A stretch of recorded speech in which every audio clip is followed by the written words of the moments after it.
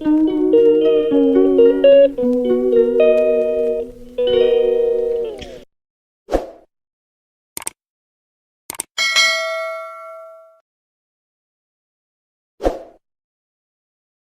ನಮಸ್ಕಾರ ಎಲ್ಲ ದೊಡ್ಡ ಮಂದಿಗೆ ಎಲ್ಲರೂ ಹೆಂಗದಿರಿ. ನಾವಂತ ಆರಾಮದಿ ನೋಡ್ರಿ.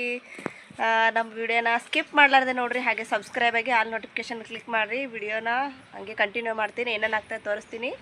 ಸಪೋರ್ಟ್ ಮಾಡಿರಿ, ಕೊನೆವರೆಗೂ ನೋಡಬೇಡ್ರಿ ಮತ್ತು ಮರಿಬೇಡ್ರಿ. ಹಂಗ್ಯಾಕೆ ನೋಡಾಕತ್ತೀಯ ನೀನು? ಇಲ್ಲಿ ಈಕಿ ಹೆಂಗೆ ನೋಡತ್ತ ನೋಡ್ರಿ ಹಿಂಗೆ.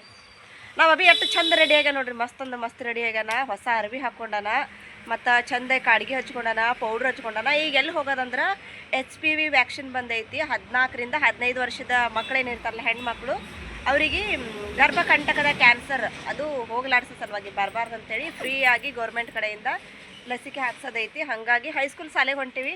ಈಗ ನೋಡ್ರಿ ನನ್ನ ಅಬಿಗೆ ಸಣ್ಣವದ ನವನಿಗೆ ಕರ್ಕೊಂಡು ಹೋಗ್ತೀನಿ.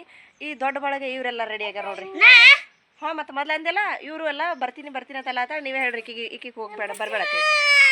ಅಭಿ ಕರ್ಕೊಂಡು ಹೊಂಟ ಸಲುವಾಗಿ ನಮ್ಮ ಸಂಸ್ಕೃತಿನೂ ಹಳ್ಳಾಕತ್ತಾವ್ರಿ. ಈಕಿ ನಾನು ಬರ್ತೀನಿ ಅನ್ನತ್ತ. ಜಾನು ನಾ ಬರ್ತೀನಿ ಅಂತಲ್ಲ ಅದ. ಹೊಸ ಮಂದಿ ಕರ್ಕೊಂಡು ಡ್ಯೂಟಿಗೆ ಹೆಂಗೆ ಹೋಗೋಕ್ಕಾಗ್ತದ್ರಿ. ಅವ ಸಣ್ಣವದನ, ನಿರ್ವಾಹ ಇಲ್ಲ, ಏನು ಮಾಡೋಕ್ಕಾಗ್ತೈತಿ. ಹೊಲ್ದಾಗ ಕೆಲಸ ಇರೋ ಸಲುವಾಗಿ ಹೊಲಕ್ಕೆ ಹೋಗ್ಬಿಟ್ರೆ ಈಗ ಅವನಿಗೆ ನನ್ನ ಜೊತೆ ತೊಗೊಂಡು ಹೋಗ್ತೀನಿ.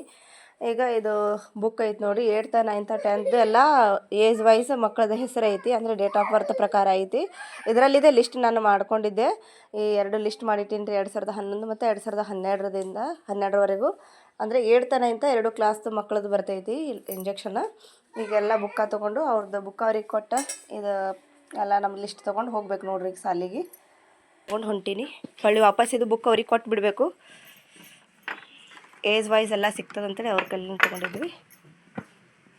ಈಗ ಹೈಸ್ಕೂಲ್ ಶಾಲೆಗೆ ನಮ್ಮ ಪ್ರಯಾಣ.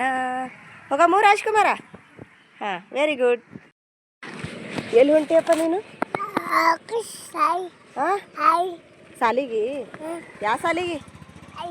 ಹೈಸ್ಕೂಲ್ ಸಾಲಿಗೆ. ಎದಕ್ಕೆ ಬರ್ತೀನಿ ನೀನು? ಹಾಂ,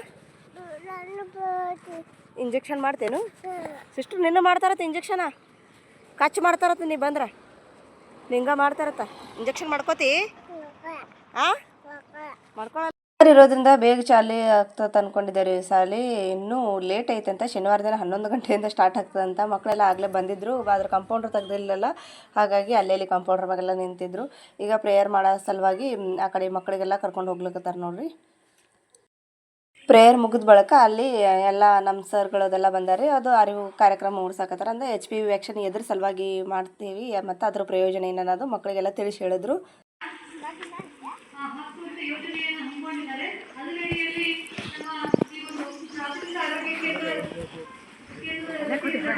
ಹೈಸ್ಕೂಲ್ ಶಾಲೆಯಲ್ಲಿ 14ರಿಂದ 15 ವರ್ಷದ ಹೆಣ್ಮಕ್ಳಿಗೆ ಎಲ್ರಿಗೂ ಗರ್ಭಕೋಶದ ಗರ್ಭಕಂಟಕದ ಕ್ಯಾನ್ಸರ್ ತಡೆಗಟ್ಟುವ HPV ವ್ಯಾಕ್ಸಿನ್ ಹಾಕ್ದೇವ್ರಿ. ಯಾರಿಗೇನು ಸೈಡ್ ಎಫೆಕ್ಟ್ ಆಗಿಲ್ಲ. ಆದರೆ ಇನ್ಸ್ಟಾಗ್ರಾಮ್ನಲ್ಲಿ ಮತ್ತು ವಾಟ್ಸಪ್ನಲ್ಲಿ ಅಲ್ಲಿ ಇಲ್ಲಿ ಭಾಳ ಹರಿದಾಡಕತ್ತ ಸುದ್ದಿ ಏನಂದ್ರೆ HPV ವ್ಯಾಕ್ಸಿನ್ನ ಭಾಳ ಸೈಡ್ ಎಫೆಕ್ಟ್ ಆಗ್ತೈತಿ, ಆಮೇಲೆ ಭಾಳ ತ್ರಾಸ ಆಗ್ತದೆ, ಹಂಗೆ ಹಿಂಗೆ ಅಂತೇಳಿ. ಆ ಥರ ಏನು ಸೈಡ್ ಎಫೆಕ್ಟ್ ಆಗಂಗಿಲ್ಲ. ನಾವು ಹಾಕಿಸಿ 1 ತಾಸು ತನಕ ಅಲ್ಲೇ ಕುಂತು ಎಲ್ಲ ಅವರಿಗೆ ಆರೋಗ್ಯ ಎಲ್ಲ ವಿಚಾರಣೆ ಮಾಡೇ ಬಂದ್ವಿ. ಆದರೆ ಏನಂದ್ರೆ ಹೊಟ್ಟೆ ತುಂಬ ಮಕ್ಕಳಿಗೆ ಊಟ ಹಾಕಿ ಮಾಡಿಸ್ಬೇಕು ಇಂಜೆಕ್ಷನ್. ಹೊಟ್ಟೆ ತುಂಬ ಊಟ ಮಾಡಿದ್ರೆ ಏನಾಗಂಗಿಲ್ಲ.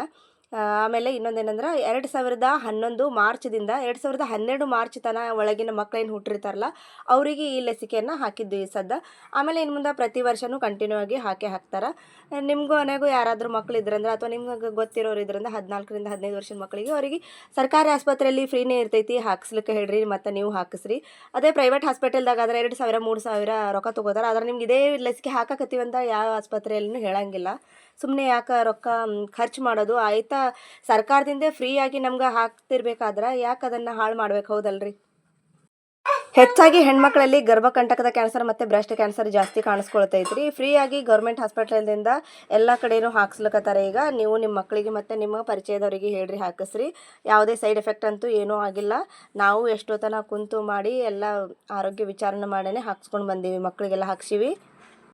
ಬಹುಶಃ ನಿಮ್ಗೆ ಅಂದ್ರೆ ಭಯ ಇದೇ ಇರ್ತೈತೆ, ಯಾಕಂದ್ರೆ ಹೊಸ ವ್ಯಾಕ್ಸಿನ ಏನಾದರೂ ಆಗ್ತದೋ ಏನೋ ಅಂತೇಳಿ. ಆ ಥರ ಏನೂ ಆಗಂಗಿಲ್ಲ, ಏನು ಪ್ರಾಬ್ಲಮ್ನೂ ಇಲ್ಲ. ನೀವು ನಿಮ್ಮ ಮಕ್ಕಳಿಗೆ ಅದು ಹಾಕಿಸ್ರಿ. ಈ ವಿಡಿಯೋ ನಿಮ್ಗೆ ಇಷ್ಟ ಆಗಿದೆ ಅನ್ಕೋತೀನಿ. ಮತ್ತು ನೆಕ್ಸ್ಟ್ ಮುಂದಿನ ಬ್ಲಾಗ್ದಲ್ಲಿ ಸಿಗ್ತೀನಿ. ನಾನು ನಿಮಗೆ ಇದ್ರದ್ದು ಏನಾದರೂ ಅಡ್ಡ ಪರಿಣಾಮ ಇದ್ದರೆ ಹೇಳ್ತೀನಿ ಅಂತ ಹೇಳಿದೆ, ಹಾಗಾಗಿ ಈ ವಿಡಿಯೋ ಮಾಡಿ ಹೇಳಾಕತ್ತೀನಿ. ಯಾವುದೇ ಅಡ್ಡ ಪರಿಣಾಮಗಳಿಲ್ಲ. ವಿಡಿಯೋ ನೋಡಿದ್ದಕ್ಕಾಗಿ ಧನ್ಯವಾದಗಳು. ನಿಮ್ಗೆ ಇಷ್ಟ ಆಗಿತ್ತು ಅಂದ್ರೆ ದಯವಿಟ್ಟು ಲೈಕ್ ಮಾಡಿರಿ, ಶೇರ್ ಮಾಡಿರಿ. ಹಾಗೆ ನಮ್ಮ ವಿಡಿಯೋನ ಸಬ್ಸ್ಕ್ರೈಬ್ ಆಗಿ ಆಲ್ ನೋಟಿಫಿಕೇಷನ್ ಕ್ಲಿಕ್ ಮಾಡಿ ಎಲ್ಲ ವಿಡಿಯೋಗಳನ್ನ ಸ್ಕಿಪ್ ಮಾಡಲಾರ್ದೆ ನೋಡಿರಿ. Thank you.